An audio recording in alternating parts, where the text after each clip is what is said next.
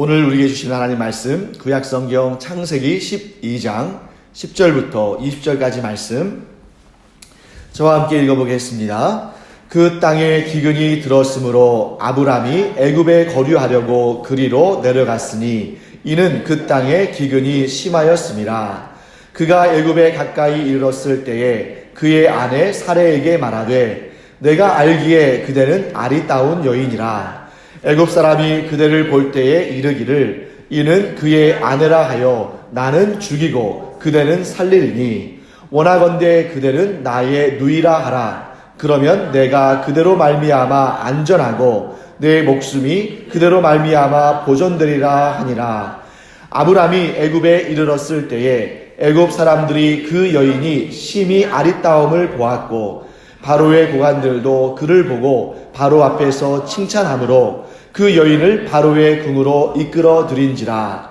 이에 바로가 그로 말미암아 아브람을 후대함으로 아브람이 양과 소와 노비와 암수 나귀와 낙타를 얻었더라. 여호와께서 아브람의 아내 사레의 일로 바로와 그 집에 큰 재앙을 내리신지라. 바로가 아브람을 불러서 이르되 내가 어찌하여 나에게 이렇게 행하였느냐? 내가 어찌하여 그를 내 아내라고 내게 말하지 아니하였느냐? 내가 어찌 그를 누이라 하여 내가 그를 데려다가 아내를 삼게 하였느냐? 내 아내가 여기 있으니 이제 데려가라 하고 바로가 사람들에게 그의 일을 명하매 그들이 그와 함께 그의 아내와 그의 모든 소유를 보내었더라. 아멘. 우리가 지금 금요일에 계속해서 아브람과 사레에 대한 이야기들을 함께 나누고 있습니다. 여러분 잠깐 정리하자면 아브람과 사레가 하나님의 부르심에 믿음으로 응답했습니다. 그래서 하나님께서 지시하신 땅, 자기들의 또 고향 조상들이 대대로 살던 그 고향을 떠나는 일이 얼마나 어려운 일이겠습니까?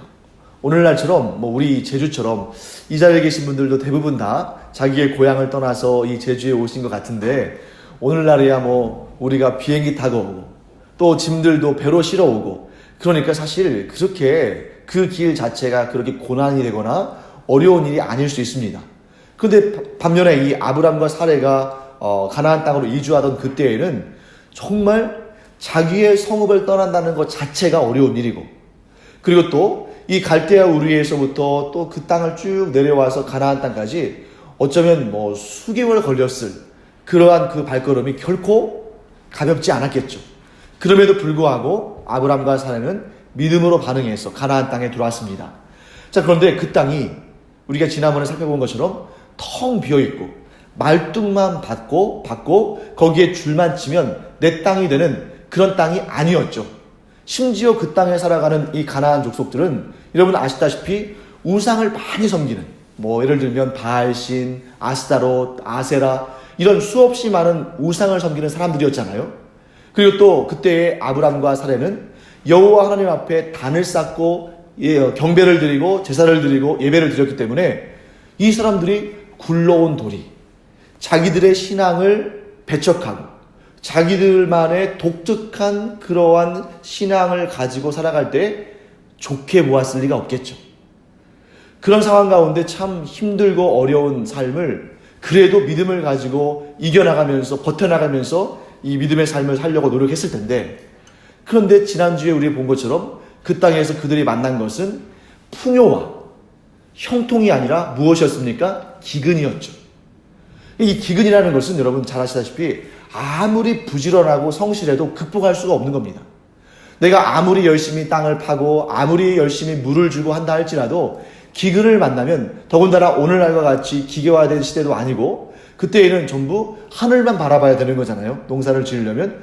그런 상황에서 기근을 만났으니 얼마나 그들의 마음이 괴로웠겠습니까? 그래서 오늘 어떤 결정을 합니까? 애굽으로 내려가자. 여러분 성경에서 애굽으로 내려가자라는 말이 나올 땐 우리가 그것을 어떻게 이해하면 좋으냐면 지금 이 사람들이 현실의 문제들 때문에 믿음이 흔들리고 있다. 믿음이 약해지고 있다. 이렇게 이해하시면 돼요. 왜 애굽으로 내려가겠습니까? 애굽 땅은 기근이 들어도 큰 문제 없이 먹을 것이 있는 곳입니다. 그래서 우리가 이제 창세기 이제 후반부를 보시면 요셉 이야기가 등장하잖아요. 요셉 때에도 여전히 야곱이 가나안 땅에 살고 있을 때에 그때의 그 땅에 무엇이 들었습니까? 기근이 들었죠. 왜 기근이 들었을까요? 그 지형적으로 이 이스라엘에 있는 이 고대 근동 지역, 오늘날도 마찬가지입니다. 그 지역은 굉장히 건조한 기후고, 그렇기 때문에 그 땅에 비가 잘 내리지 않는 그런 시간들이 많았다는 거죠. 반면에 여러분, 애굽하면 오늘날로 따지면 이집트죠. 이집트를 여러분들이 딱 떠올리실 때 제일 먼저 뭐가 머릿속에 연상됩니까? 이집트 하면 아마 피라밋 아닐까요? 피라밋과 스핑크스, 이게 이집트의 대표적인 거잖아요. 그런데 여러분들이 피라밋을 머릿속에 떠올릴 때 반드시 무엇 또한 떠올리게 됩니까? 사막이죠. 피라밋은 비옥한 토양 위에 세워지지 않습니다. 그 피라밋이 어디에 세워졌어요? 사막 위에. 그러니까 우리가 볼 때는 이 이집트는 사막이 있는 국가인데 어떻게 거기로 식량을 구하러 갔을까? 라고 생각할 수가 있는데, 그것은 이집트에 대해서 잘 모르기 때문에 우리가 오해하는 부분이에요. 이집트는 세계 최고의 강들 가운데 하나인, 세계에서 가장 큰 강들 가운데 하나인 어떤 강이 흐르고 있습니까? 나일강이 흐르고 있죠. 이 나일강은 웬만한 사막을 만나도 계속 그 거대한 물줄기를 유지합니다. 왜 그러냐면 이 강이 완전히 정말 이 긴 강이기 때문에 이 강이 사막지대에서 나온 강이 아닌 거예요. 그러니까 우리나라의 뭐 한강이나 낙동강처럼 이 좁은 한반도 내에서 걸쳐있는 그러한 정도의 강이 아니고, 어디에서부터 나오냐면 저 아프리카의 남부에서부터 시작해서 거기에서 뭐 우간다, 탄자니아, 케냐, 이런 열대우림, 1년 내내 비가 그치지 않는, 1년 내내 결코 가뭄이나 기근을 경험하지 않는 그곳에서부터 오기 때문에 이 물줄기가 워낙 거대하기 때문에 사막지대를 지나면서도 이게 다 증발하지 않는 겁니다. 또한 그런 여름의 그 우기에 이 강이 오면서 그냥 오는 것이 아니라 이 열대우림의 그 비옥한 토양을 휩쓰면서 와요. 그래서 우리가 이제 큰 강에 홍수가 나거나 그럴 때 보면 그 강이 흙탕물로 변하는 걸 볼 수 있죠. 그러니까 위에 있는 흙을 가지고 온다는 겁니다. 그래서 이 나일강 주변은 항상 비옥한 토지를 이뤘어요. 그래서 전 세계에 다 기근이 나도 어디에서는 애굽에는 식량이 있다. 이게 사람들의 기본적인 관념이었고, 그래서 야곱과 그의 아들들도 가나안 땅에 기근이 들었을 때 어디로 오는 것입니까? 애굽으로 오는 거죠. 자, 그리고 지금 식량을 구하기 위해서 애굽으로 가는 것은 인간적으로 보면 당연한 일입니까? 이상한 일입니까? 당연한 일인 거죠. 지금 아브람과 사레가 식량을 얻기 위해서 애굽으로 오는 것은 당연한 생각이고 이성적인 생각이고 논리적인 판단입니다. 하지만 하나님께서 보실 때에는 아브라함이 지금 어떤 상태에 있는 것입니까? 믿음이 약해지고 있는, 믿음이 흔들리고 있는 그런 상태에 있다는 거죠. 왜요? 만약에 그들이 담대한 믿음으로 서 있었다면 아마 이 기근 가운데서도 하나님께서 우리를 결코 죽이지 않으실 것이다. 하나님께서 우리를 굶어 죽이지는 않으실 것이다. 이렇게 믿었을 겁니다. 왜 그랬을까요? 하나님께서 분명히 아브람과 사레에게 이 땅에 좋은 것을 주시기 위해서 보내셨고, 그들에게 후사, 즉 상속자를 주시기 위해서 보내신 것이죠. 그렇기 때문에 거기까지 믿는다면 아마 아브람과 사레는 결코 약속의 땅 떠나지 아니하고 그 땅에 있었을 겁니다. 하지만 우리는 이 창세기에서 이 12장에서 아브람과 사레의 이 흔들릴 수 있는 믿음, 이 연약해질 수 있는 믿음을 만나는 것이 우리에게는 참 큰 복이에요. 그러니까 어떤 분은 이렇게 생각할지도 모르겠습니다. 야, 이런 기사는 좀 숨기셨어도 좋을 텐데.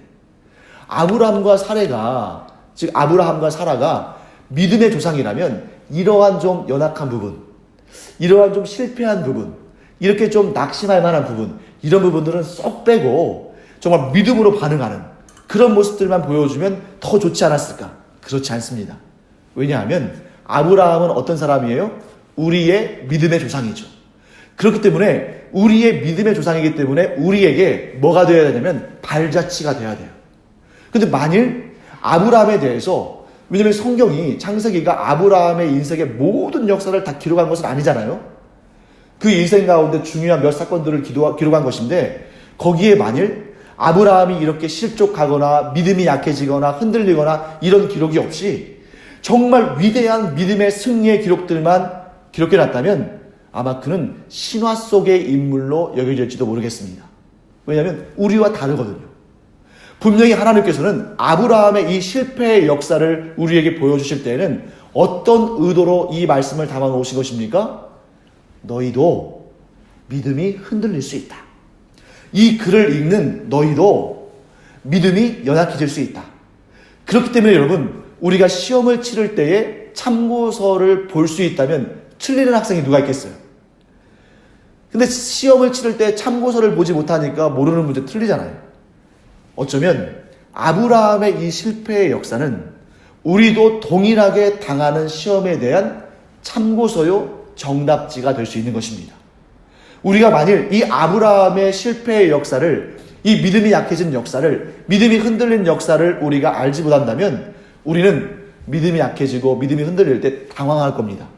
어떻게 해야 할지를 모르겠죠. 하지만 하나님께서 이 아브라함의 실패의 역사마저도 어떻게 사용하신 것입니까? 우리의 갈 길을 보여주신, 마치 매뉴얼처럼, 참고서처럼, 정답지처럼 우리에게 이 말씀을 보여주시는 것을 우리는 알 수 있습니다. 자, 그러면 여러분과 저는 믿음이 약해질 수 있는 사람입니까? 아니면 믿음이 항상 강한 사람들입니까? 믿음이 약해질 수 있죠. 여러분과 저는 항상 승리하는 사람입니까? 아니면 때로는 실패하기도 합니까? 때로는 실패하기도 한다는 것입니다. 그렇기 때문에 연약하고 실패하고 넘어질 수 있는 우리를 위해서 하나님께서 우리와 똑같은 사람, 여러분, 아브라함은 태생적으로 우리와 다른 그런 초능력을 지닌 그런 사람이 아니에요. 우리와 똑같이 시험을 당하면 넘어지기도 하고, 또 때로는 낙심하기도 하고, 때로는 말 한마디에 마음이 상하기도 하고, 때로는 말 한마디에 또 힘이 나기도 하고, 이러한 연약하고 또 가냘픈 사람들이기 때문에 아브라함의 실패를 통해서 행하신 하나님의 놀라우신 역사를 오늘 우리에게 보여주십니다. 그러면 여러분, 우리가 드라마, 하다못해 드라마를 볼 때도 어떻게 봐야 제일 재밌게 그 드라마를 볼 수 있을까요? 그 극 중에 나오는 인물이 마치 나인 것처럼, 그렇죠? 그 극 중에 나오는 주인공이 마치 나인 것처럼 이렇게 여기면서, 사실은 아니지만 그렇게 여기면서 그 드라마를 보면 그 드라마에 쏙 몰입되면서 얼마나 재밌게 느껴져요. 성경도 마찬가지입니다. 아브라함은 내가 넘볼 수 없는 저 까마득히 높은 자리에, 또 저 멀리에 있는 사람이 아니라 오늘날 나를 반영하는, 오늘날 거울과 같이 나를 비춰주는 나와 같은 사람이고, 나도 오늘 아브라함처럼 실패할 수 있다. 때로는 믿음이 약해질 수 있다. 그러면 거기까지 우리가 인정을 하고 하나님께서 아브라함을 어떻게 인도하셨냐, 그 내용을 잘 살펴보면서 쓰러진 자리에서 다시 일어서는 여러분과 제가 되기를 간절히 축원합니다. 자, 아브라함이 어떤 시험을 받았습니까? 자기 아내를 보니까 너무 아리따운 거예요. 그러니까 여러분, 속으로 두려운 것입니다. 그래서 이 애굽 사람들에게 반 거짓말을 했어요. 제가 여기서 여러분, 반 거짓말이라고 한 이유는 뭘까요? 자, 아브라함이 자기 아내 사례를 두고 이 애굽 사람들한테 뭐라고 얘기했죠? 누이 동생이라고 얘기했어요. 근데 이게 반 거짓말인 것은 사실은 사라가, 즉 여기서는 지금 아직은 이름이 바뀌지 않았으니까 사레죠. 사레가 아브라함의 누이 동생은 맞습니다. 나중에 여러분, 그랄 왕 아비멜렉이라는 사람한테 가가지고 또 한 번 이런 실수를 하게 되는데, 그때 나오는 얘기를 들어보면 뭐라고 되어 있냐면 아브라함이 사레와 이복 남매간이에요. 그러니까 이복이라는 얘기는 뭡니까? 아버지는 같은데, 아버지는 데라예요. 근데 어머니가 다른 겁니다. 그래서 원래는 이복 남매지간이에요. 하지만 여러분, 아무리 그래도 반 거짓말이라 할지라도 거짓말은 거짓말인 것이 왜 거짓말이냐면, 일단 결혼을 하기 전까지는 남매지간인 것이, 즉 이복이라 할지라도 남매지간인 것이 맞죠. 하지만 결혼을 했다면 더 이상 남매지간은 아닌 거죠. 결혼을 했으면 이때는 어떤 사이입니까? 부부죠. 자기가 혹시 아내 때문에 죽을까 봐서 염려하고 걱정해서 아내와 서로 합의 보면서 우리가 서로 남매라고 하자. 그러면 내가 만약에 당신의 남편이라 그러면 나를 죽이고, 왜냐하면 자기들은 작은 가정인데 그 이방인들, 하나님을 경외할 줄 모르는 그 사람들이 우리 한 가정 하나 파괴하는 것은 아무 일도 아니니까 나를 죽이고 당신을 차지하려고 할 것이다. 그런데 우리 사이가 남매라고 그러면 당신이 아름다우니까 당신에게 잘 보이려고 나한테도 잘해줄 것이다. 자, 이런 말을 하는 것입니다. 여러분, 여기에서 우리가 한 가지 살펴볼 것이 있습니다.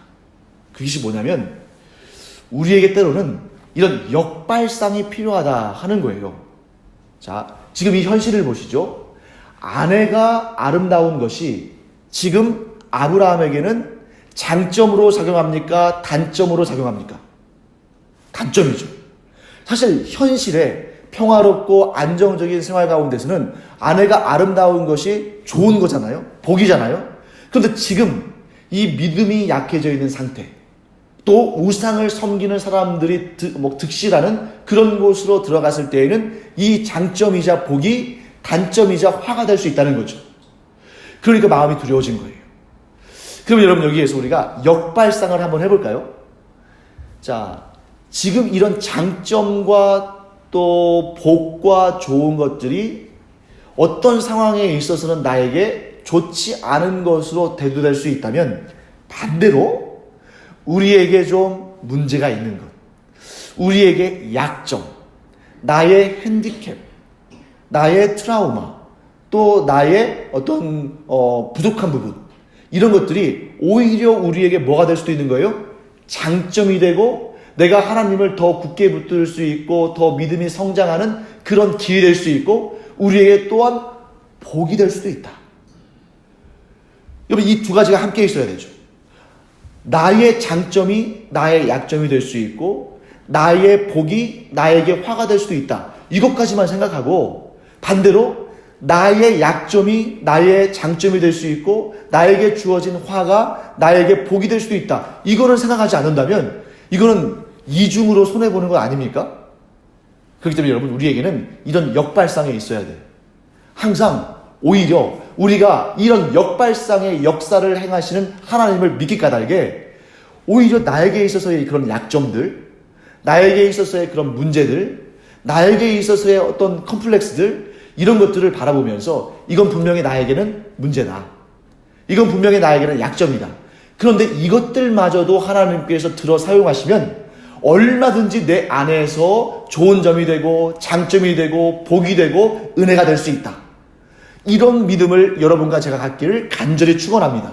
그러면 우리의 기도의 내용이 달라질 거예요. 어떤 경우에는 이렇게 기도할 겁니다. 내 안에 있는 막 그 약점들, 문제들, 컴플렉스들, 트라우마들, 또 문제점들, 이런 것들만 막 죄다 이렇게 막 고백하면서 이런 것들을 막 끄집어내면서 하나님께 이런 것 좀 없애달라고, 이런 것도 좀 제거해달라고, 이런 것 좀 극복하게 해달라고 그렇게 기도할 거 아니겠습니까? 사도 바울이 그랬습니다. 사도 바울이 자기 육신에 너무 고통스럽게 하는 그 육신의 질병이 있었어요. 육신에 가시가 있었죠. 그도 사람이기 때문에 이런 마음 가졌습니다. 내 안에, 내 몸에 이러한 문제가 없으면 내가 더 열심히, 더 힘을 내서 복음을 위해서 더 열심히 일할 수 있을 텐데. 이거 아쉬운 거예요. 안타까운 겁니다. 자기 스스로 볼 때에도. 내 몸이 더 건강했으면, 내게 이런 문제들이 없다면, 내게 이런 연약함이 없다면 내가 이 힘을 다 모아서 지금보다 더 열심히 하나님을 섬기고 더 열심히 주의를 할 텐데 왜 하나님께서는 이 문제를 여전히 내 안에 두시는가? 그때 하나님께서 뭐라고 말씀하시죠? 너에게 준 나의 은혜가 너에게 족하다.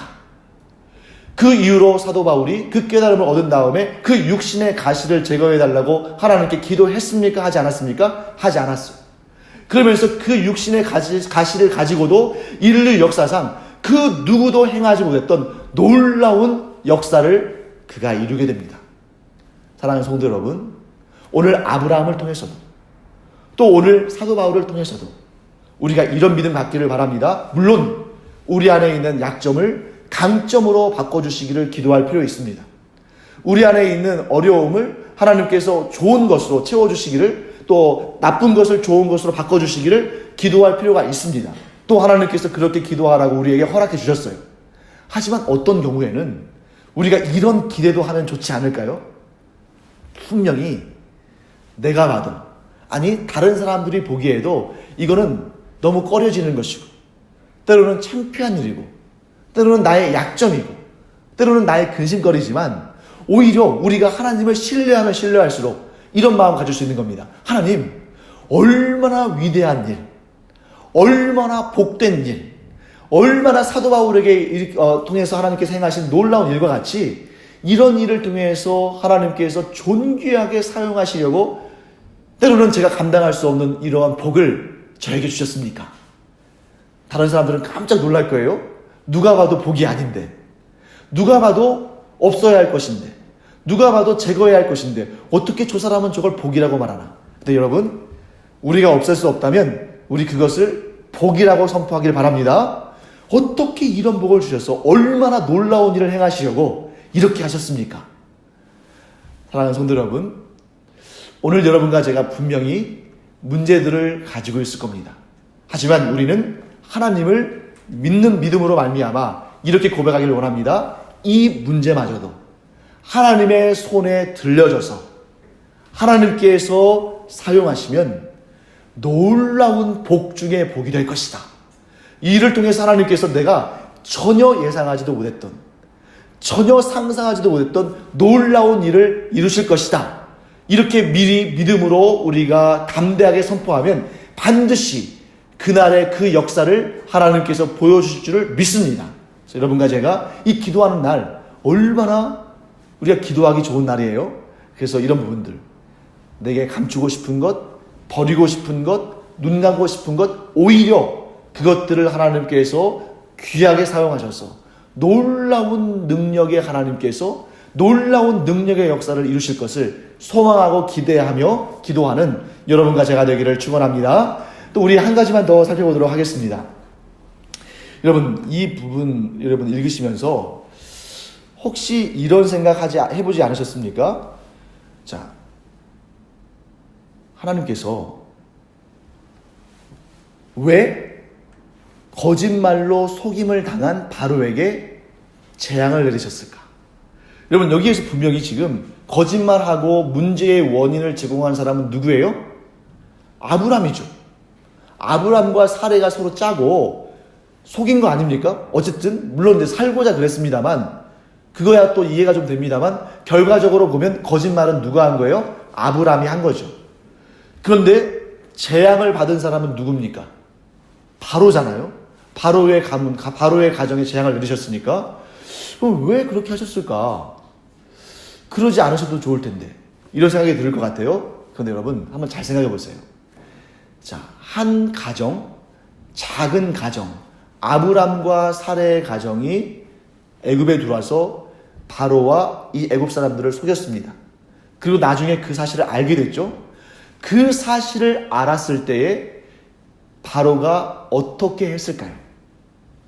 안 봐도 뻔하지 않아요? 여러분, 그 당시에 세계 최강대국인 애굽에, 그 중에서도 그 모든 사람들을 다스리는 왕 바로가 이 외국에서, 그것도 정말 몇 명 되지도 않는 사람들이 가뭄을 피해가지고 기근을 피해서 식량을 얻으러 왔는데 그 아브람과 사레 정도 제거하는 것은 식은 죽 먹기겠죠. 그리고 애굽 왕 바로가 아브람과 사레를 죽여서 그냥 그 모래 속에 묻었다 할지라도 누구 하나 이의를 제기할 사람이 있을까요, 없을까요? 없는 거죠. 생각해 보세요, 여러분. 그 세계 최강대국의 최고의 왕이, 최고의 권위자가 그냥도 아니고 자기에게 거짓말을 행한 그 사람들을 죽인다 하더라도 누가 뭐라고 할 사람이 없는 겁니다. 하나님께서 그 사실을 잘 아신 거예요. 그렇기 때문에 그 애굽 왕 바로의 집에 재앙을 내리시고 무엇을 보여주신 거예요? 이 아브람과 사레는 나이 많고 또 연약한 사람들에 불과하지만 그들이 섬기는 하나님이 얼마나 위대하신 하나님이신가. 여러분 잘 아시죠? 애굽은 바로를, 즉 애굽 왕을 뭘로 여겼습니까? 신으로 여겼어요. 태양신, 애굽 사람들이 섬기는 신이 태양신 라인데 애굽의 왕들은 태양신 라의 직접적인 후손들이라고 여긴 겁니다. 그래서 이 애굽에서, 즉 이집트에서 그 왕들을 미이라시켜가지고 썩지 않도록 미이라하는 그런 일을 행하는 이유가 바로 거기에 있어요. 신이기 때문에 썩지 않는다는 것입니다. 그런 상태에서 그들이 분명히 아브라함과 사레를 죽일 것이라는 것을 하나님께서 아셨기 때문에 하나님의 그 위엄과 권세와 능력을 보여주신 것입니다. 그래서 아브라함과 사레를 지켜주신 거예요. 왜 하나님께서 그렇게 하시면서까지 아브라함과 사레를 지키려고 하셨을까요? 아브라함과 사레가 하나님의 상속자이기 때문입니다. 아브라함이 하나님을 믿음에 하나님께서 그것을 의로 여기시고 하나님께서 아브라함과 언약을 맺으셨습니다. 언약은 여러분 뭐냐면 상속이 있는 거예요. 상속이 있으시고 그래서 장차 아브라함에게서 누가 나옵니까? 자, 아브라함으로부터 이스라엘이 나오고 이스라엘에서 또한 예수 그리스도께서 메시아가 그 이스라엘의 그 가운데서 오시잖아요. 그러니까 하나님께서는 우리는 단지 지금 코앞에 있는 아브라함과 사레가 죽을까봐 거짓말을 했다가 하나님께서 그들을 살리시기 위해서 재앙을 내리셨다가 이 정도만 보지만 하나님은 온 역사를 다 통틀어 보시기 때문에 지금 하나님께서 이렇게 애굽 왕 바로의 집에 재앙을 내리신 것은 어디까지 이어지는 거예요? 메시아이신 예수 그리스도께서 아브라함의 후손 가운데 오시는 것.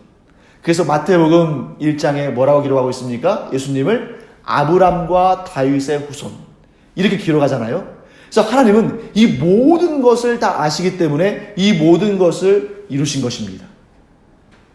어찌 보면 바로의 입장에서는 느닷없이 봉변을 당한 것처럼 여기겠지만 그 일마저도 하나님의 역사 가운데 하나님의 구속사 가운데 존귀하게 사용하신 것이다 하는 것을 알 수 있습니다. 그러면 여러분 여기에서 또 우리가 무엇을 깨달을 수가 있냐면 우리의 인생에 정말 이 일은 왜 일어났을까? 이 일은 왜 발생했을까? 우리가 다 이해하지 못하는 일들이 많이 있습니다. 하지만 어떨 때는 우리도 세상 사람들처럼 이 일이 우연히 발생한 것 아닌가? 이 일은 실수로 나온 일이 아닌가? 하는 그런 작은 일들마저도 하나님의 편에서는 이 모든 일들이 참으로 귀하고 복되고 은혜로운 하나님의 계획하시라는 것이죠. 그래서 여러분과 제가 오늘 기도할 때 이렇게 기도하기를 바랍니다. 하나님은 나의 삶에 가장 버리고 싶은, 가장 지우고 싶은, 가장 극복하고 싶은 그런 문제들마저도 존귀하게 사용하셔서 나에게 가장 좋은 것을 주시는 분이시다. 그래서 여러분, 제가 여러분들의 약점, 제가 여러분들의 단점, 제가 여러분들의 문제들 잘 알지 못해요. 하지만 그 문제를 누가 잘 아십니까? 하나님께서 잘 아시기 때문에 우리 이제 조금 이따 우리 김지선 목사님과 공동의 기도를 한 다음에 그 후에 개인 기도할 때에 여러분 우리 음악 크게 틀어놓잖아요. 누가 듣는다고 신경 쓰지 마시고 오직 하나님께 나의 문제를 아뢰면서 때로는 그 문제를 해결해 달라고 그 문제를 없애달라고 기도도 해야겠지만 더 큰 믿음의 기도는 무엇입니까? 기왕에 이것을 주신 이유가 있을 거 아니겠습니까? 이 문제들을 내가 다 해석하지 못하는, 내가 다 이해하지 못하는 이 문제들마저도 하나님께서 들어서 귀하게 사용하심으로 말미암아 우리를 복되게 하신 하나님, 우리와 언약을 맺으시고 우리를 상속자로 삼으신 하나님께서 이것을 통해서 좋은 것을 주시기를 간절히 간구할 때에 하나님께서 여러분들의 마음에 소원을 이루시며 놀라운 역사, 좋은 것을 좋게 하는 것은 물론 좋은 일입니다만 나쁜 것을 좋게 하는 것은 오직 하나님만 하실 수 있는 일인 줄 믿습니다. 그래서 오직 하나님만 붙잡고 기도함으로 좋은 것을 얻으시는 여러분과 제가 되기를 간절히 축원합니다. 기도하겠습니다. 하나님, 주님의 은혜를 감사드립니다. 저희들은 다 문제가 있는 사람들이고 약점이 있는 사람들이고 연약함이 있는 사람들입니다. 때로는 이것을 없애달라고 하나님께 간절히 간구하지만 하나님께서 그것을 없애지 않으시는 때도 많이 있음을 봅니다. 그러므로 저희들이 믿음으로 이 문제들을 들고 하나님 앞으로 나아갑니다. 하나님께서는 오히려 이 문제들이 변하여 복이 되게 하시고 은혜가 되게 하시고 우리가 감히 상상하지도 못한 놀라운 은총의 또 감사의 제목들이 되게 하실 줄 믿습니다.